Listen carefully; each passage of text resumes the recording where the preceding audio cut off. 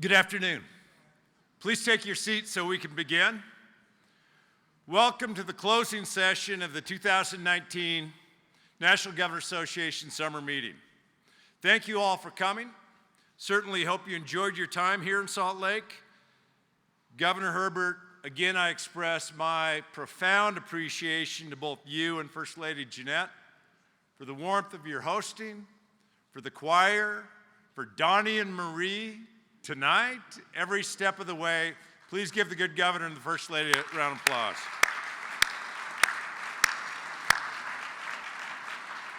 Can I just say something? Again, we're honored to have everybody here. Thank you and welcome to Utah. This has been a great event so far, and I think it's going to continue through tonight.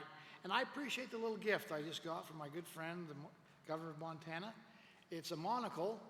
It allows me to see the fine print when I sign legislation from the legislature. You know, for the last year, I've had the distinct honor and privilege of serving on behalf of America's 55 governors of our states and territories. Couldn't be more pleased with the work that we've done together. Governors all across this country are on the front lines in their states each and every day. They're serving constituents. They're coming up with real solutions. And fortunately for us, we have support from the National Governor Association along that way as well. NGA staff's been especially helpful to me throughout my tenure as governor of Montana. I still remember showing up in California for the new Governor's Academy, or what Governor Hogan and I call Baby Governor School. But even doing that with my peers, Democrats and Republicans, really gave me a good foundation to start serving. Then more recently, National Governor Association staff provided me the resources and platform to take my chair's initiative, Good Jobs for All Americans, and to make it a great success. With the support of NGA then and the governors coming along, we and countless partners have taken those positive steps toward creating a future-ready workforce. We sparked that national conversation about the growing skills gap in our nation, and we're empowering states to ensure that no American is left behind in our evolving economy. I want to take a moment and recognize Interim Director Nikki Guilford, as well as her staff at the NGA. Because, Nikki, thank you for stepping into this. This isn't in the script you wrote.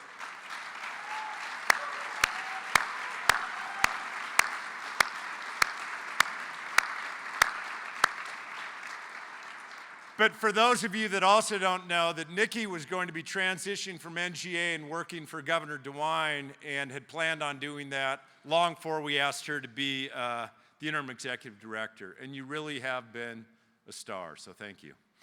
It's also my pleasure to announce that in a governor's only meeting today that we announced and approved, we are going to have a new executive director. Bill McBride will be starting soon. Bill worked for Governor Engler while in Michigan. Governor Schneider is his DC rep and has incredible experience on the Hill as well.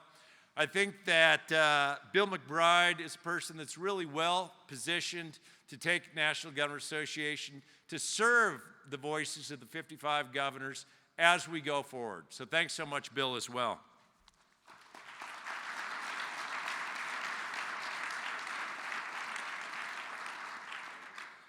I'd also, I guess, take the chair's discretion. I want to thank my staff. That, you know, governors so often, like, we take on a new project with awe and excitement. Well, our staff is like with dread, and what did he sign up for this time? And when it comes to doing this National Governor Association work, what it really does is piles additional responsibilities on folks that are already working hard for Montanans. So Adam Schaefer and the rest of my staff, thank you so much for your good work.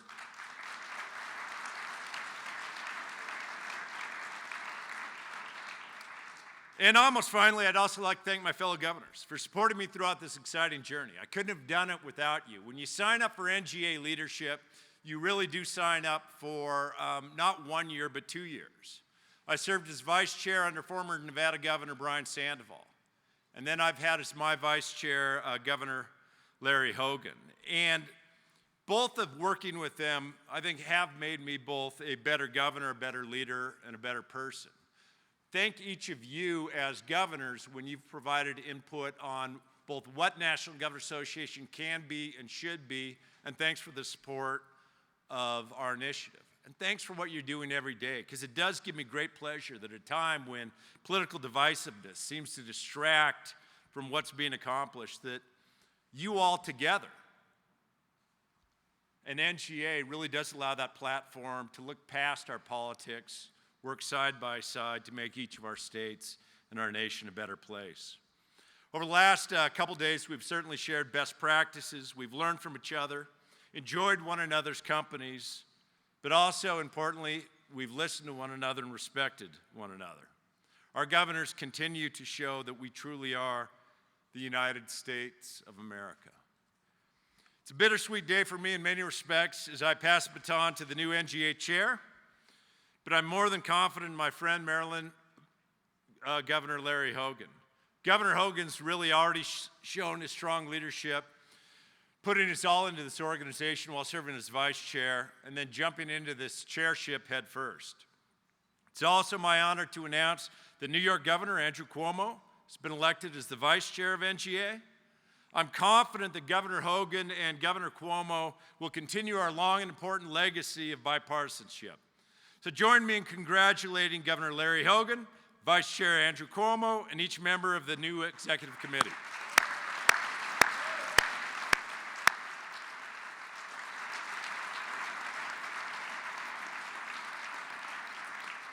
Now I'd like to call on NGA's new Vice Chair, New York Governor Andrew Cuomo, to say a few words.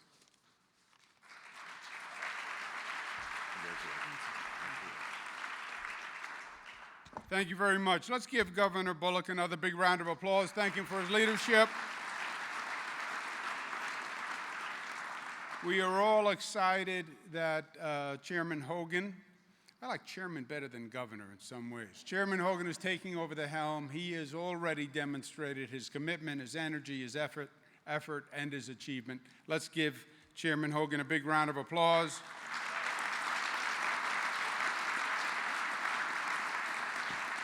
And Governor Herbert, the Dean of the Governors, thank you for the hospitality and courtesy. Everything has been beautiful. Governor Herbert.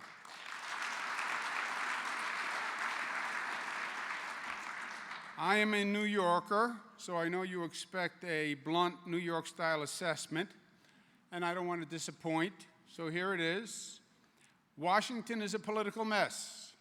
That is my shocking, revealing, candid assessment. It's also as plain as the nose on my face, which is saying something. So much for New York bluntness.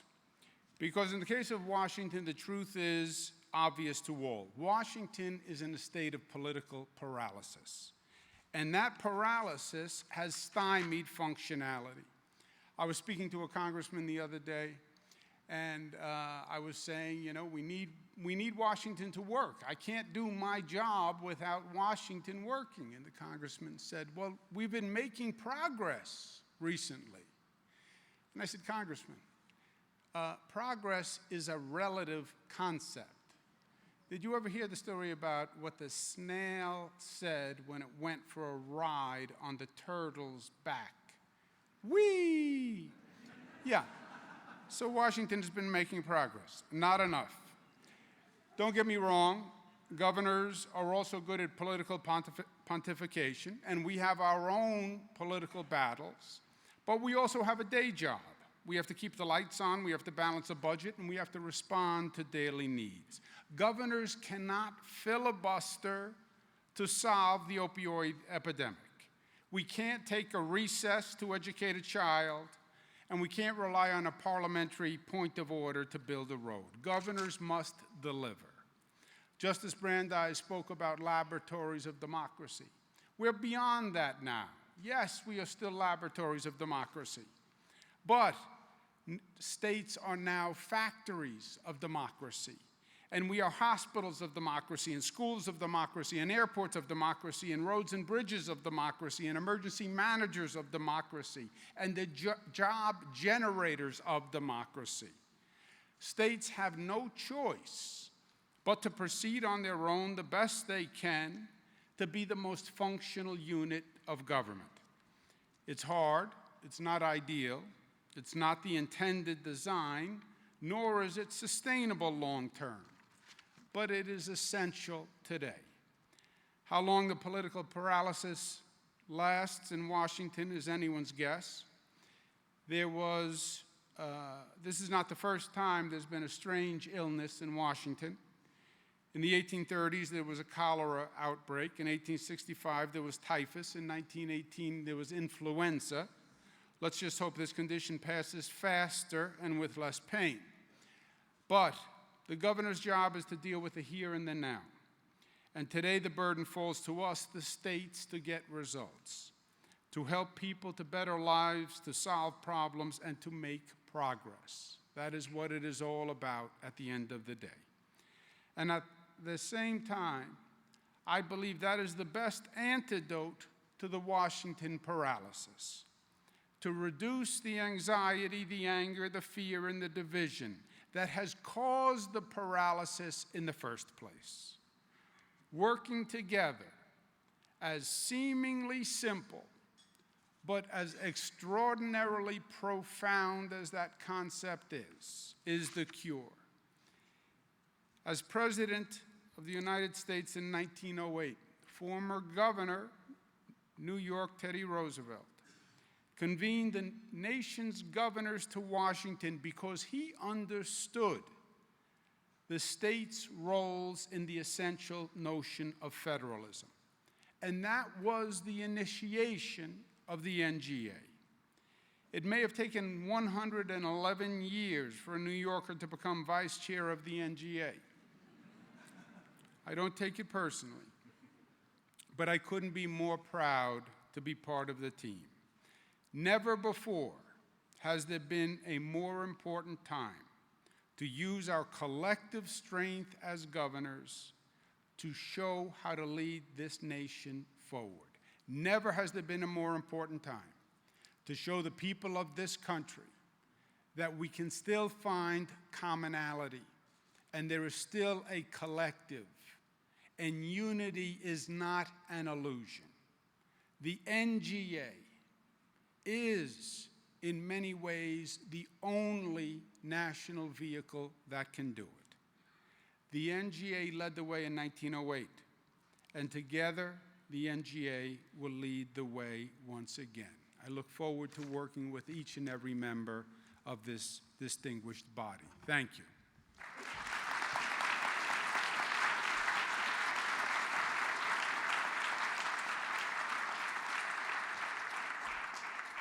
Thank you, Governor Cuomo, and again, congratulations on becoming NGA Vice Chair.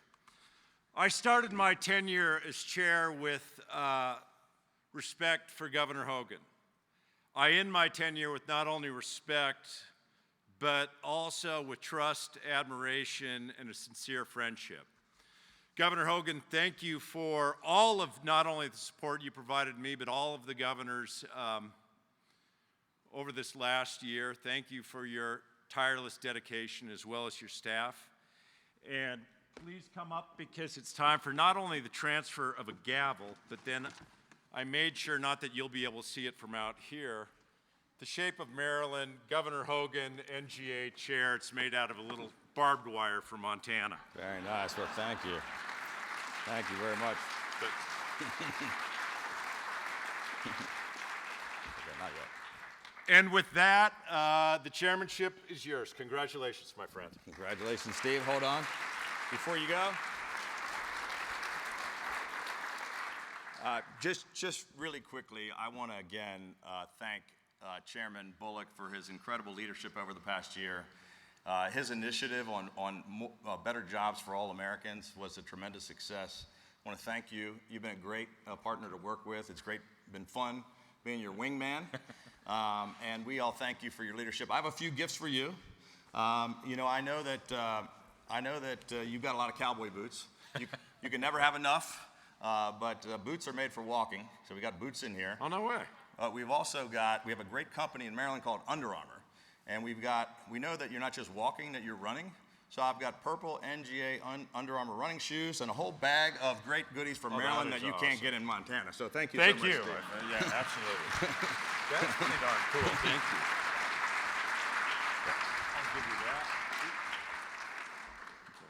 And we also have an outgoing Oh, I get to chairman take it with me. gavel. You get to take your real gavel. I get the cheesy fake one. So here you go. Thanks again for sure. Thank you all. Boy, I did pretty well on this.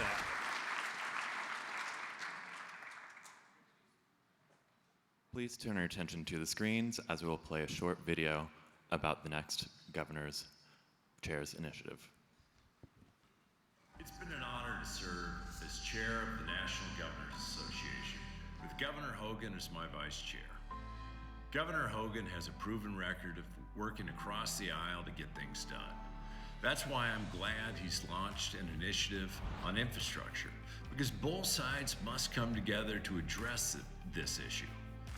Infrastructure is a priority in Montana and across the nation, and it's a way that we can create good-paying jobs while ensuring that our communities remain viable. I look forward to hearing the ideas and best practices that come out of Chair Hogan's initiative.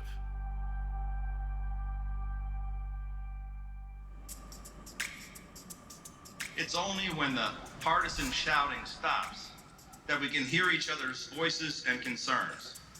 I am prepared to create an environment of trust and cooperation. What I envision for Maryland is not just an economic and fiscal recovery, but a rebirth of our spirit and a renewed commitment to our common purpose. Starting today, let me say loudly and clearly, Maryland is open for business. 4.5 years ago, Governor Hogan launched an initiative to make Maryland open for business. We've experienced 4 years of consecutive record-setting growth. For BWI Thurgood Marshall Airport, July was the busiest month ever. Governor has launched a $600 million investment to improve the baggage handling system, new restrooms, new food and retail operations. 3, 2, 1, we're open. A new concourse connecting terminals D and E has officially opened. It includes a new 8-lane security checkpoint.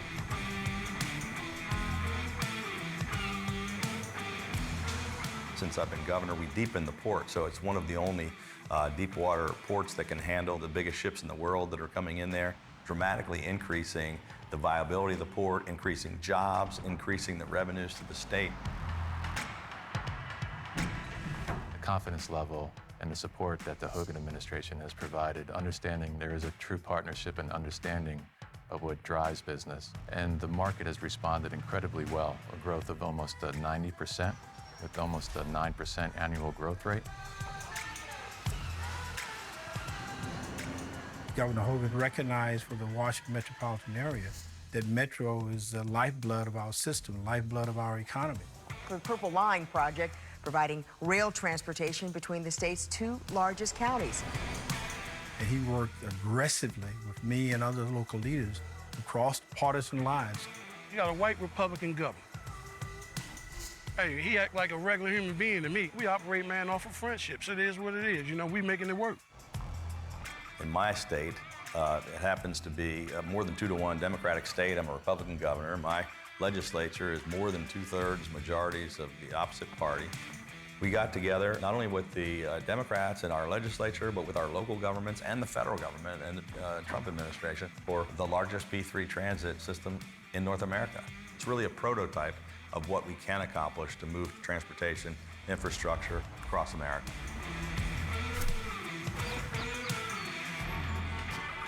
Our state of Maryland, we have the 2nd worst traffic congestion in America.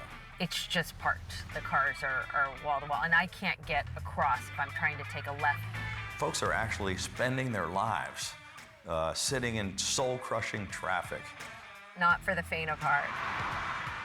This is a big deal. So the governor just concluded a press conference, I-270, I-495, and the BW Parkway 295, all to get 4 additional lanes each.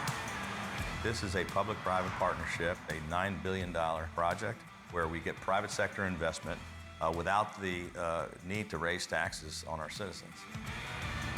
Governor Hogan announces another plan to ease major traffic congestion in Maryland. It comes 1 month after he unveiled a plan to add more lanes on state highways. Tolls in the state of Maryland have been raised by between 200% and 300%. I cut tolls at every single facility in the state for the first time in 50 years. We put $370 million back into the pockets of struggling Maryland families and small businesses and back into our growing economy. He lowered the tolls and I saw a change in Maryland instantly. I know, if $25 doesn't seem like a lot, but to a single mom it is.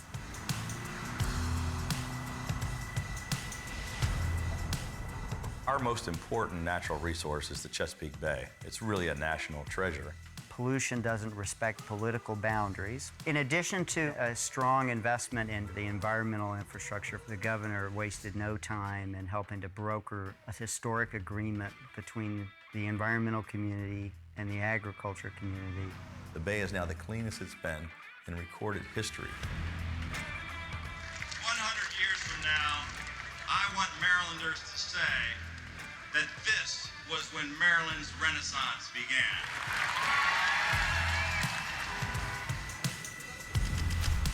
Rebuilding America's infrastructure, this is a critical issue, not only for our states, but for the entire country. The unique role of being the governor of the states is where we have to govern every day and we have to get things done and make things happen in our states. Our goal with our Rebuilding America's Infrastructure initiative is to get all of the best ideas from all of our governors and to get Washington on board to make some real progress.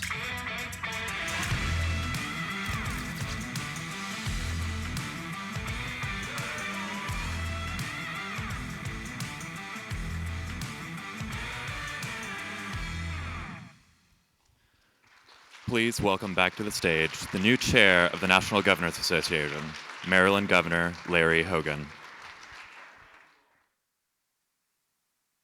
I just want to sincerely thank all of my fellow governors for electing me as the chairman of the NGA.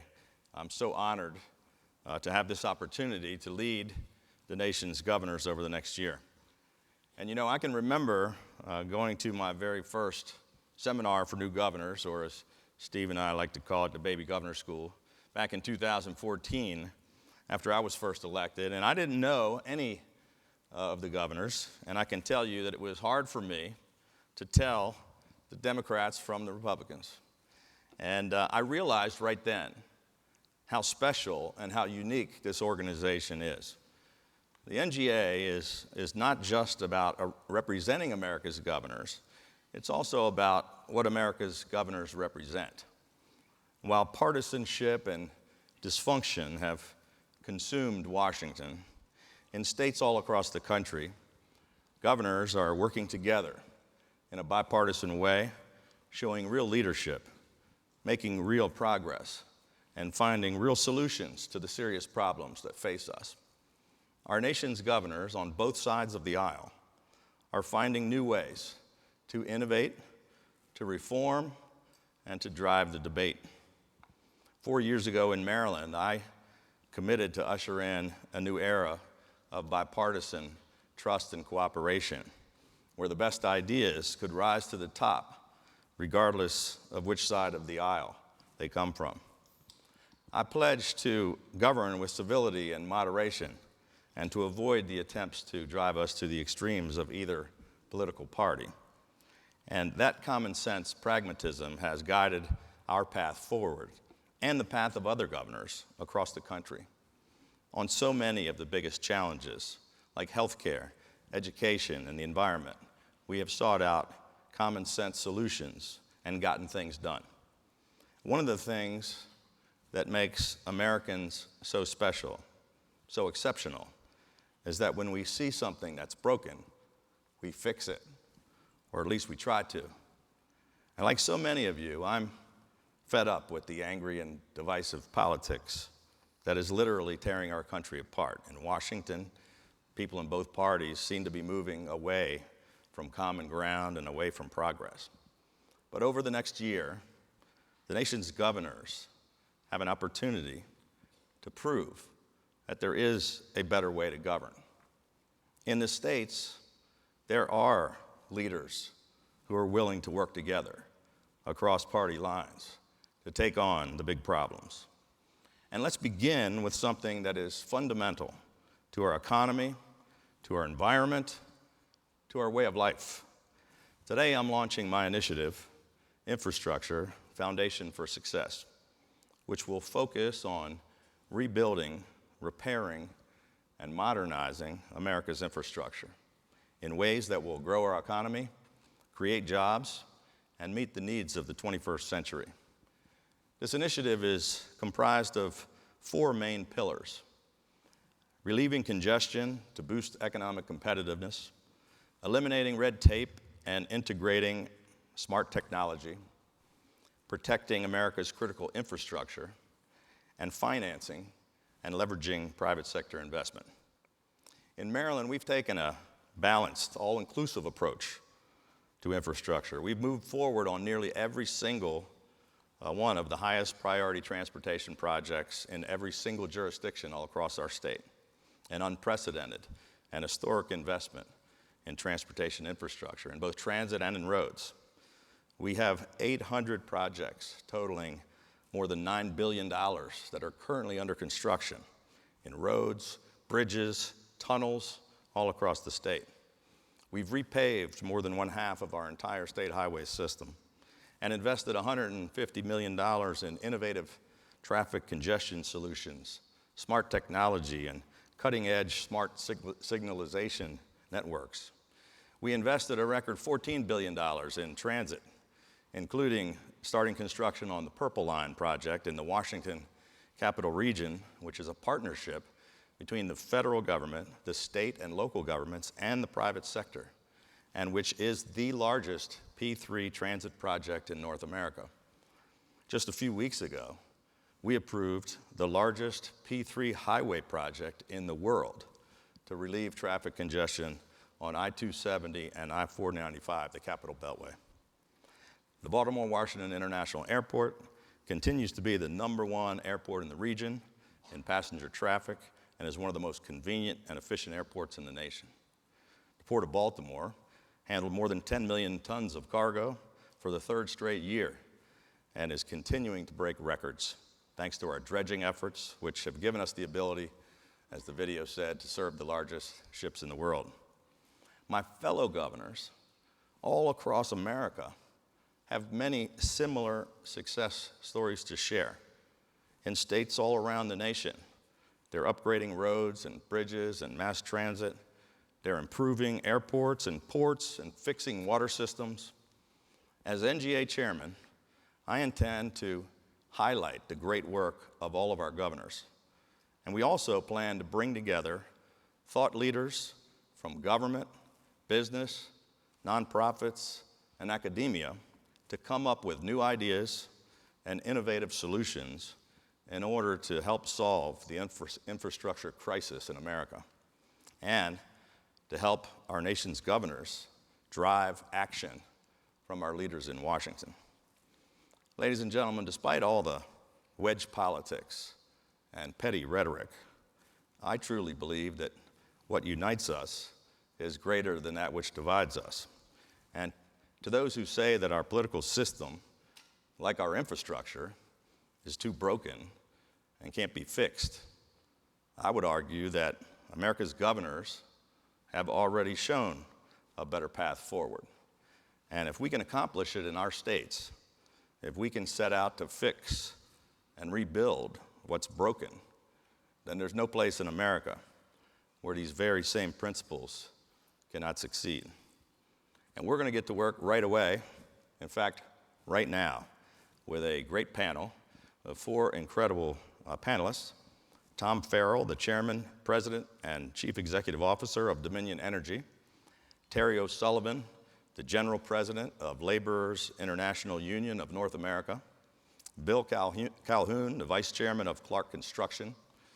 And Shigeru Hayakawa, the Vice Chair of Keidanren, the Japanese Business Federation, and the Vice Chairman of the Board of Toyota Motor Corporation. Let's welcome them all to the stage right now.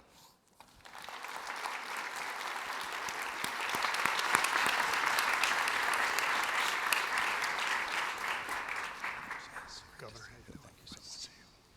How you doing, Governor? Good to see you. Congratulations, Governor. I'm supposed to.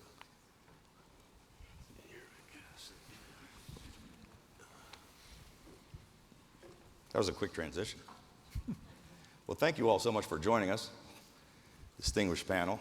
We're going to start, Tom, with you. Tom leads Dominion Energy, which is one of the largest and most successful energy companies in the United States. In 2015, I joined executives from Dominion to execute a 20-year agreement making Maryland an international gateway for clean natural gas. LIUNA President Terry O'Sullivan has been a great partner with Maryland and with Dominion, and I think Terry's going to be able to share the perspective of the construction and energy workers who are so critical to infrastructure projects. Bill Calhoun runs one of the nation's oldest and most respected building and civil construction companies, and I'm sure Bill can share some insights into the regulatory process and some of the obstacles to getting projects through the process and getting to fruition, and what can be done to maybe make things more efficient. And Shigeru Hayakawa is a respected voice for Japan's Toyota Motor Corporation, the world's largest automobile manufacturer, and I think he has some perspectives from the international community and the auto industry. So thank you, gentlemen, all for joining us. Let's start with a question for everybody. How would you each describe the state of America's infrastructure, and what are the barriers to making it world-class? Tom? Thank you, Governor. I appreciate being invited to be here with you. Just to level set a quick statistics on what Dominion is. I see Governor McMaster out here. It's an important part of our service territory in South Carolina. I was just here a few weeks ago with Governor Herbert. We've got on a panel, we have gas and electric infrastructure, about 110,000 miles of various sizes of pipelines, 100,000 miles of various forms of electric wires. We don't drill for natural gas or oil, we transport it, and the same thing with electricity we do produce. Governor Hogan came to our Cove Point facility in Maryland, which is an export facility where it goes out to Japan and to the nation of India. So I can speak to the situation with the electricity sector and natural gas infrastructure sector. I would say that with respect to electricity in particular, it is actually the most complex infrastructure system ever devised by mankind. And I say that without reservation. It is extraordinarily complex, and almost everybody takes it completely for granted. They're used to just flipping the switch and on it comes without any real understanding of how the electricity is created, how it's transported, where its costs, what drives its costs, et cetera. But the electric infrastructure in the United States is in superb condition, almost nationwide. If you just step back for a second, a normal customer has their lights out a fraction of a fraction of a fraction of a fraction of a percent over the course of a year. That's actually amazing. Natural gas infrastructure, the ones that are in place are in good shape, largely. Getting new gas infrastructure built has become extremely difficult, in particular. In my perspective, to make us world-class, whether it is roads, bridges, airports, ports, energy infrastructure, we need to not cut corners with regulatory process, but speed it up. Make it concurrent reviews, et cetera, instead of, we often get into this situation where we'll get one regulator says, a state regulator will say, one particular kind to a federal regulator, to the Corps of Engineers, whatever, we're not going to start until you're done.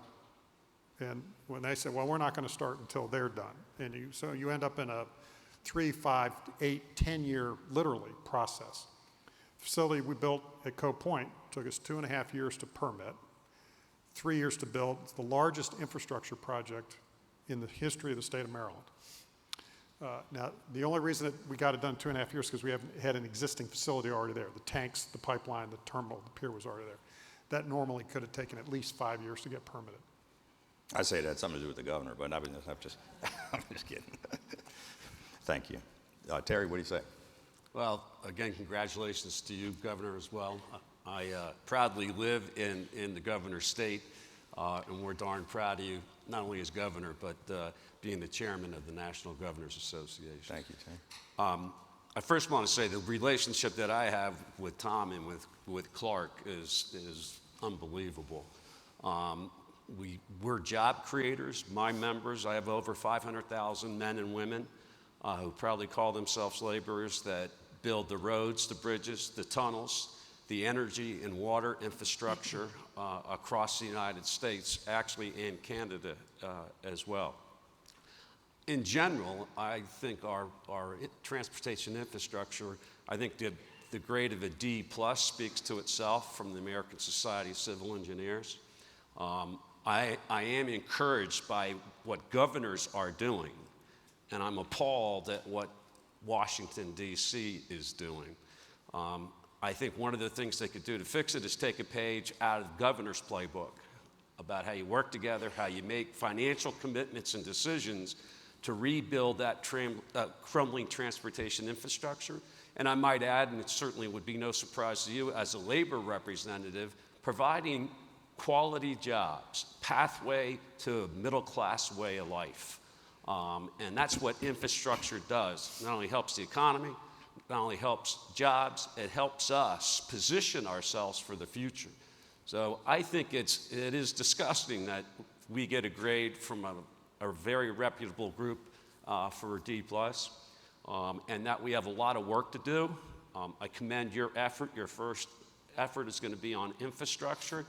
I'm not trying to be negative, but right now, if you don't figure it out, and you have, and keep moving forward, while we try and figure out some level of sanity in Washington, D.C., our infrastructure that we have is going to continue to crumble other than the efforts of each and every one of you. I'm not trying to be a pessimist, but today, can't see the forest for the trees. And I would add, as Tom talked about, I always find it ironic that we want $2 trillion, or pick a number, that we can't figure out how to pay for, again, in Washington, D.C., but then we're not going to combine it with regulatory and environmental review reform. You need to do both, yes, but what good does it have us to do if there was a $2 trillion fund, and on average it takes over 10 years to build a road or a bridge? And so I believe they have to go hand in hand and be thoughtful about it, not cut corners. But they do go with each other, and they can be done in a responsible way, and put people to work, improve our infrastructure, our economy, and our country. Thank you, Terry. Bill? Well, let me say first, Governor, thank you. We applaud your recognition of a need to act, and for your leadership and prioritization that infrastructure needs. And I want to also say thank you to the National Governors Association for the important work that they do and every day, and for important symposiums like this. Yes, I think infrastructure is broken. It's a big problem. Terry cited ASCE. We've consistently received grades in the D category since the 90s, when they first started evaluating the 10 sectors of infrastructure, and currently at a D+. Infrastructure is not only the backbone to our economy, but it really impacts the economic output of everything we do in the United States. I think the over-looming problem that we all talk about is funding, but it's lack of a sustainable long-term funding strategy, which really results in our inability as a nation to implement an infrastructure strategy to try to get us to the world class. And we're currently, we struggle to close the funding gap to even maintain the infrastructure, let alone get ahead and modernize, as you referred to. So I think we have to solve these problems. I think as we talk about P3 as one of the very needed solutions, one of the tools in the toolbox that we need to expand, I would also agree with the ASCE, which suggests, as we think about P3, that we need to prioritize projects like ports and airports and roads that can be tolled, that have an ability to generate revenue to attract private capital, and leave some of the less desirable financial profile projects to the government funding. Thank you. Shigeru, from the international perspective, what do you think of America's infrastructure? Governor Hogan. And it is rather difficult for Japanese business to comment on the challenges American infrastructure is facing. So instead, let me speak on why Japanese businesses have a great interest in the improvement of infrastructure in the United States. And Japanese companies have contributed to the U.S. economy and communities through investment, employment, and CSR activities for many years. And these contributions continue to grow. And Japanese companies have invested many billions over the past decades and have created millions of jobs. And infrastructure is an important facilitator of our work together. And when a company considers where to invest, it considers not just a location, but also human resources and acceptance from the local community. And other factors include the quality of infrastructure, such as highways, railways, airports, ports, and utilities. That is why infrastructure reform is a priority for Japanese companies doing business in the United States. And I want to point out that improvement in infrastructure not only make it easier to do business, but many Japanese businesses are also active participants in infrastructure projects in the United States. One example, passenger cars for the subway systems in New York and in Washington, D.C. are manufactured by a Japanese company, Kawasaki Motor Manufacturing in Lincoln, Nebraska. And we have more good examples in many states. Let me stop here. Thank you. Tom, Terry, and Bill, you all mentioned about the problem of going through the process, the regulatory problem, cutting through red tape. I mean, can you give us some examples of maybe how you were able to push through a project through the process a little faster, or some suggestions about barriers that we should be able to address to try to remove so we can make it, we don't have to wait 10 years to get something done? I'll start with, we have experience particularly permitting electric transmission lines and then pipelines in different parts of the country. And it really does matter. Geography matters in lots of things. It also matters in permitting. So, for example, we have a little bit over 1 million customers here in Utah in our gas infrastructure business, local gas distribution company. We have LNG facility. We have pipelines that come across the mountains. It's a relatively smooth place to get permitting done. They cooperate, the different agencies all cooperate with each other. Congratulations to Governor Herbert for making that happen. And you have unique issues in the West, of course, because you have the Bureau of Indian Affairs and you have the Native American tribes, issues that put a different perspective on it than we're used to in the East, where a lot of our businesses are. South Carolina is a relatively easy place to get things permitted and very efficiently run organizations. Other places, particularly where you start crossing state lines and you get involved in interstate commerce, then you get all the Washington agencies involved. That's where you really start running into real problems. And it's not, they all mean, I don't mean to suggest for a second they're not doing their jobs correctly or they don't mean well or anything. It's none of that. There's a lot to do. There's a lot of things on their plates, but it's not concurrent. Everything goes one after the other. And that is where the real problems come. It leads to increased costs, which it's going to end up being paid for by the customers in the end. Companies aren't going to pay for it because the project either won't get built or it's going to get built and the customers are going to pay for it. Yeah. So it's not a useful exercise, and I want to make sure I'm clear. I'm not suggesting for 1 second that you cut corners or don't do the reviews. They should be done. Everybody wants them done right. But what's going to happen over time, it's already happening, is you're going to end up only very large companies that have the financial resources and the patience and the expertise doing these projects. Yeah. Because the other people just won't be able to do them. So Terry, you were talking about your 500,000 members who already get to work, and they got to wait 10 years before a project happens. I mean, how have you been able to, how can you help us cut through some red tape in Washington with the help of your members? So we've been doing a couple things, Governor. One, we've been working with the administration on this very issue.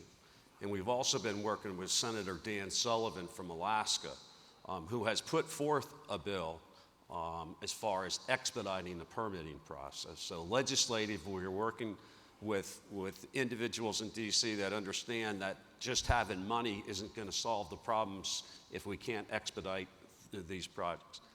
The other thing we did is not exactly, we didn't shorten the approval process for the Atlantic Coast Pipeline, which is Tom's pipeline. But just to give you an example of the importance, not only to state of Virginia and North Carolina, is at the end of the day, we are a value-added partner. I think Tom would agree with that, Absolutely. that we're more than just a skilled and capable and safe workforce. Because we went to every single town hall meetings and listening session all along that line. Smart, articulate labor showing up. Our color is orange. Figure an Irish guy with orange, but I won't go there. They would show up and talk intelligently and respectfully against environmentalists and respect their view, or landowners because of the issues with landowners. And we helped, along with a great partner, and he's been a great friend as well, to help get the pipeline approved. And we still have some issues on it. We've got all the permits. We have all the permits. We worked the process. It was a fair process. At the end of the day, that pipeline got approved while we worked through some of the other issues. So, great. So Governor, I would agree with Tom. I think location matters, and we're a big company and build a lot of things in a lot of places, from airports, roads, tunnels, wastewater treatment plants, all things you consider infrastructure. And we don't have the patience in many places. I mean, as partners in the business, we've said there are a lot of places we won't work. And I would say it's, if there's a message to the governors here, I think I would say it's about opening both legislative and regulatory needs and attitude to, I think, foster private industry initiative and innovation. And I would cite two quick examples where that's worked well. One, in a high school, for a high school in Northern Virginia, there was a need. Many of our people lived there. The high school was bursting at the seams, kids in trailers, busing kids out of the community. And we saw the need. We saw unused real estate asset owned by the county, surplus real estate, and we submitted an unsolicited proposal, monetized that surplus real estate to solve another problem, which was to produce senior housing. And this unsolicited proposal was then competed. We won it. And all in, all done, it enabled us to deliver a completed high school several years ahead of the then current Capital X plans of the community, and accelerate the completion of 11 other schools in that district. So it was really win-win.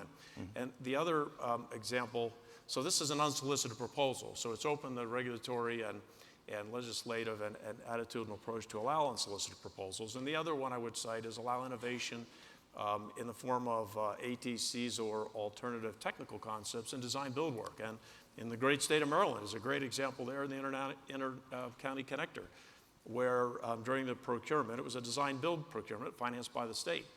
But innovation, it was very apparent to us that the team you had set up wanted innovation in ATCs. A lot of firms say that, and it's innovation as long as it's the same as we've always done it.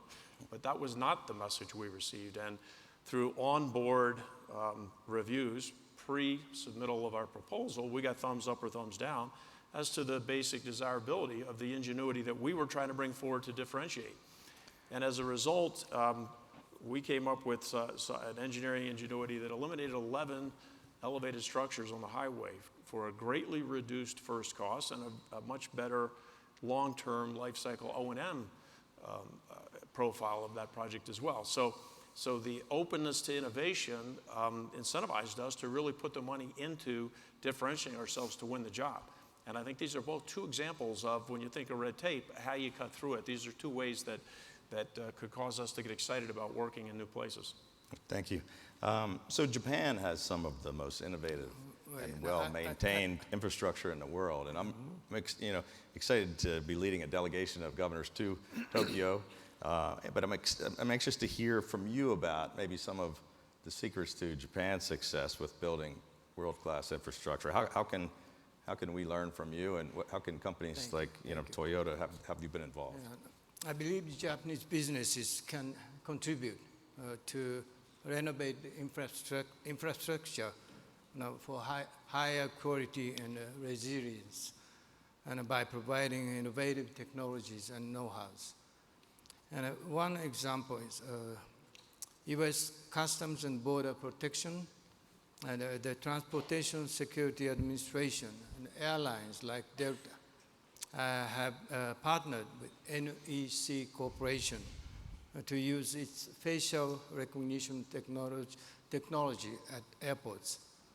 Passengers flying from Salt Lake City to international destinations now can seamlessly travel from curb to the gate, a process that involves checking in, security screening, and boarding using facial recognition. And NEC technology saves time and trouble and is available at Salt Lake City, Minneapolis, and elsewhere. And the Japanese businesses are committed to applying cutting-edge technologies and know-how to contribute to the continued strength of the U.S. economy through infrastructure projects. And this cannot be achieved by business community alone. We'd like to strengthen the cooperative partnership with state governors and officials gathered here today. And I know Americans are very passionate about building an even stronger and better United States. And Japanese companies share this passion and desire to contribute to the overall industrial competitiveness in the United States. Thank you. Let's talk about the need to protect our energy, transportation, communication systems, and other critical infrastructure from the growing cyber threats. While we're working to modernize infrastructure through things like smart grids and digital control systems, we're also opening ourselves up to increased cyber attacks. And Tom, the energy sector is obviously prone to these types of things. What do we need to be doing? What do we need to be concerned about? Well, as governor, I would make sure you've personally talked to the CEOs of your electric utilities to make sure that in your local cooperatives that are there, because it's the weakest link in the chain can be a problem. I would say about cybersecurity, I know it's great for selling books and movies, I guess, and it's easy for people to say that the U.S. electric transmission system is third world and it's way behind. It's just completely untrue. It leads the world. And as far as cybersecurity goes, you talked about it, Governor Cuomo talked about it, Governor Bullock talked about the dysfunction in Washington, and certainly is.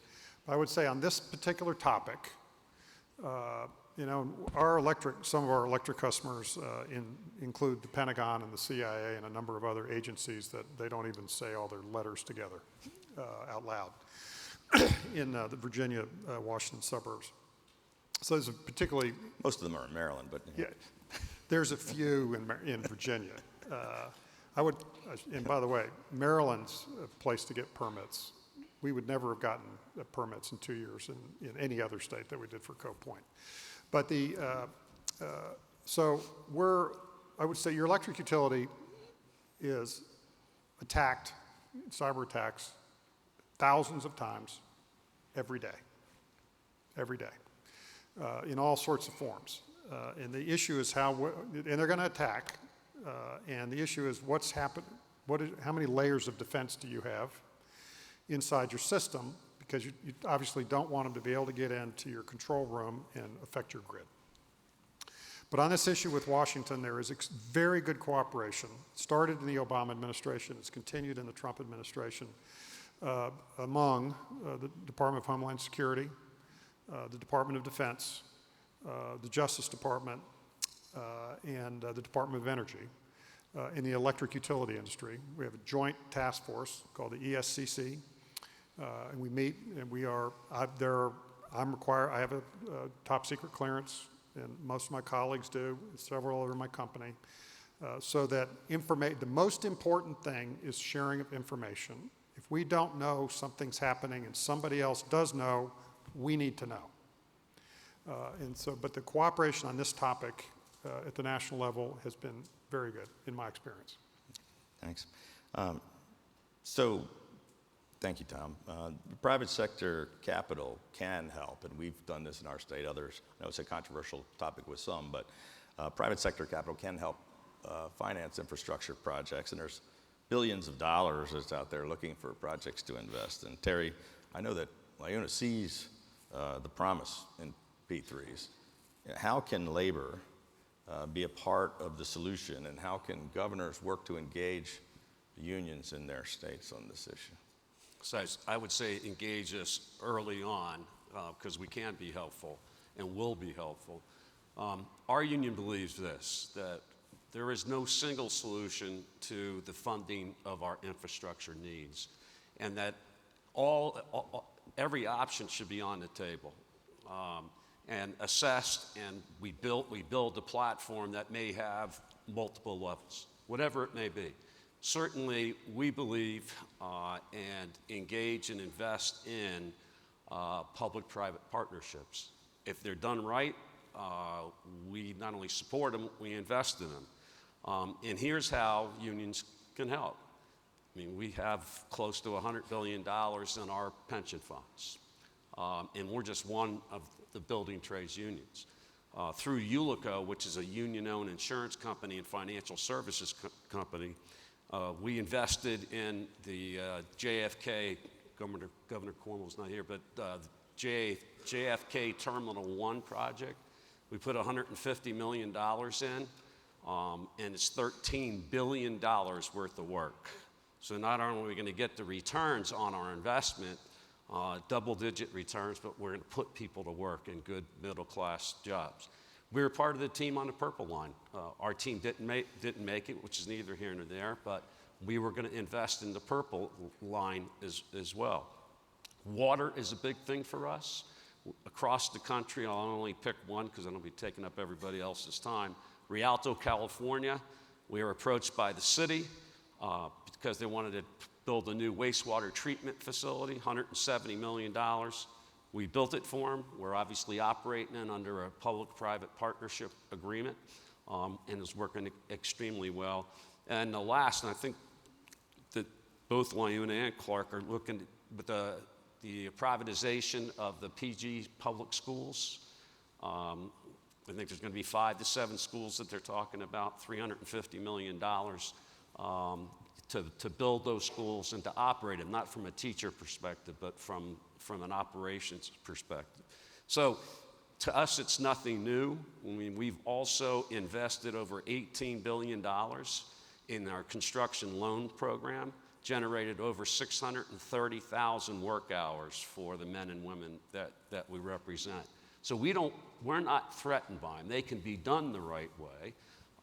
And we've seen examples of that, and we've seen some that haven't worked out the way that they had hoped.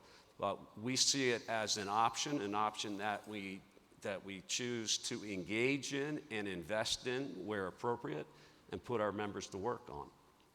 I want to save some time for some of the other governors to weigh in, but I just want to do kind of a round robin and get everybody's input on one general question. All the governors come here to get ideas from each other and to get ideas from experts like all of you. If you could each just kind of give us one real suggestion about what could governors do. If you could only give them 1 or 2 important ideas that they could take back to their states to say what can they do to do a better job of helping fix some of these infrastructure problems, what would it be? Maybe let's start with Bill, because I think we are. Okay, sure. I'm happy to respond to that. I would point to the states that have the broadest forms allowed by legislation of collaborative project delivery. And when I say that, I mean not only the various forms of P3 that are the private equity forms, but those that are unsolicited where we can monetize an asset. But I would open the aperture even more and look at various forms of design build, and not only performance design build, but progressive design build. I look at construction manager at risk, CM at risk type of contracts. And when we look around the country, there's a really mishmash. It's a myriad of what's out there. There are many states that allow P3. Some of them are broad allowance, others are very specific. Different states allow CM at risk, different states allow design build. And I think these are all very viable potential tools to solve an infrastructure problem, and there is no one tool that I would say fits best all the time. So if you open the aperture to allow a more active and open discussion of what's best, what's optimum. Have kind of a menu to choose from. And exactly. And I think collaboration with the private world to talk through that will get to a great result. But I would say what goes with that, and I think what we need to focus on, is move towards standardization. I think this is something that NGA can really move the country on. There are a number of great organizations or great references produced by organizations out there. Advisory documents. The DOT's got a great document out on how to go about P3, but we need to have a more standardized value for money analysis so we can determine, is this a good candidate for the taxpayer's expenditure on a P3, and how do you implement P3? Department of Treasury's got a great document out there for various alternate funding schemes, and then AIAI is just another example. And I think we need to come up the learning curve. We need to move towards standardization if we want more efficiency in our processes. And then all of us together need to move towards an educated buyer and consumer of these products, because many times we get involved with projects that last for more than a year and millions of dollars as we try to figure out how we're going to implement that and eliminate a lot of the political risk.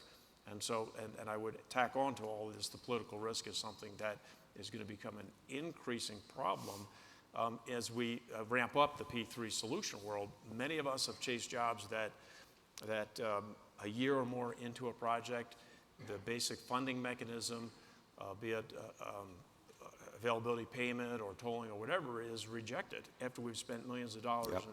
And so I think moving the political risk, many of the political risks, to solution ahead of the project, I would say is a really important thing to do as well. Great. Let's try to keep, I think we're running short on time when I let these governors ask. So one suggestion for the governors if they could take back, Shigeru. Yeah, I strongly feel, to encourage vigorous investment, especially in the field of infrastructure. The clear and stable policies are essential, and the direction of trade policy and the framework for inbound investment by foreign corporations will directly affect the investment decision making. So I sincerely hope that states who want to invite FDI actively speak out on related federal policies. Thank you. Thank you. Terry? I would just say cooperation. I mean, I know some of you, others I've never had the opportunity to work with. We try and look at ourselves as problem solvers. I mean, the building trades are a little bit different. We have skilled workforce, safe workforce. We have money. A lot of the problems we're talking about, we can't make any guarantees, but there's resources there that we ought to sit down if we're not familiar with one another and see if we can match coins and move forward together. That'd be my message. Tom, we'll look at you. A very specific one for you. The states where we do business, my experience, you ask the governor, what are your biggest problems with your rural constituents? They will all say, no broadband. There's no internet. I don't know a way to get it there. The real problem there is what they call the middle mile. So there's plenty of fiber in the urban areas. And the middle mile is a long trunk line that will take it out to the more rural communities. And nobody will build that because there's not enough customers on the other end. Once you get to the third mile, the final mile, they'll do that because the customers are there. It's nowhere near as expensive. So how do you solve the middle mile? So we did a program this year, a piece of legislation went through Virginia. Governor Northam supported it. where the local electric utility in its service territory, in our case, in Virginia, we have about 80% of the population. There's a pilot program, $60 million a year cap on it, where we will build the middle mile from our urban areas. We're putting fiber out to our remote substations anyway, for our own purposes. We will lay the fiber as we're laying our own fiber, the middle mile trunk. We had cooperation from all the local cable companies. It was it may have passed unanimously in both houses, with the idea that you can use your local utility. Now, you're socializing costs for your rural customers across your whole utility customer base, but it's a very small monthly charge to help out the part of the citizenry who really are in a bind, because both education, it's hard to help the kids with education live there, hard for economic development, everything else. So that's one real live suggestion for you that I would suggest to the governors. Thank you. Governors, any questions or topics you want to talk about? There's a quiet bunch you must have Larry? answered. Yes, Chairman, Governor Hutchinson. I just want to follow up on that last point. Rural broadband strikes a good nerve in my world, in the state of Arkansas. So did I understand that in Virginia they used a small monthly fee to help pay for and fund the middle mile? So the electric utility has been authorized, part of its franchise, given the right of eminent domain, to lay fiber, because your local utilities will have eminent domain authority for electric lines. They don't have it for fiber, unless it's already in your statutes. It would be unusual if it was. So, and it's a simple piece of legislation in Virginia passed this year. And it's got a cap on it, so we make sure it's working right, per year. We are authorized. We have to have a partner who's in the telecommunications business, internet business, to work with us, where we will lay the fiber from one of our more urban or suburban substations to a more remote rural substation. Then the third mile, we're not getting into the last mile business. We're just providing that middle mile. The utility collects the fee. It becomes part of the monthly fee to your utility. I got it. Thank you. Any other governors? Well, I just want to thank this distinguished panel for joining us this afternoon. I think a fascinating discussion. You've added a lot for a lot of stuff for the governors to think about. We really appreciate you taking the time. All these guys have a very busy schedule, but we very much appreciate you being here with us. I want to this is the last session of the day. I want to just again, although he's not here, I want to give another shout out and thank you to Governor Herbert and First Lady Jeanette Herbert for being such great hosts. I want to congratulate and thank again our outgoing chair, Steve Bullock. Steve, thank you so much for your leadership. I also want to welcome and thank and congratulate Governor Cuomo, who is going to be the vice chair. And we didn't get a chance to do it earlier, but I want to just close out here by welcoming the entire new executive board, which is going to include Governor Cuomo, Governor Bullock, Utah Governor Gary Herbert, Michigan Governor Whitmer, Massachusetts Governor Charlie Baker, Colorado Governor Polis, Iowa Governor Reynolds, New Mexico Governor Lujan Grisham. And I want to thank all of you for your service. We still have a lot of fun ahead of us tonight, but this does officially conclude our business this afternoon. So thank you all so much for joining us.